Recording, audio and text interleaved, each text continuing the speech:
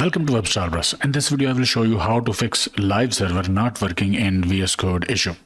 I have live server extension installed, and if I click go live link from the bottom,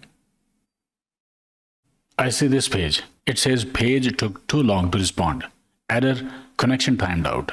In my case, it means live server is trying to use my local network IP instead of localhost. To fix it, go to settings by clicking gear icon from the bottom in VS Code, then select settings and click this file icon to open JSON settings file. This is the issue. Make sure you delete this line if you have something like this. Live server.settings.host. Delete this line and use localhost IP for live server.settings.host. Let's close it, stop the server, and let's start the server again. And now the app is working. But you can also delete this line. This is also not needed here. Close it. Go to extension settings. Click gear icon again. Click settings. And here search live server. Click live server config. And make sure you have 127.0.0.1 here.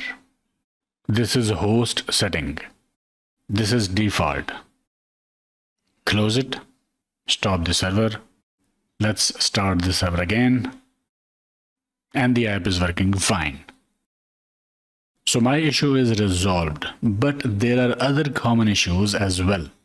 Make sure live server extension is up to date and you have actually opened whole project folder in VS Code.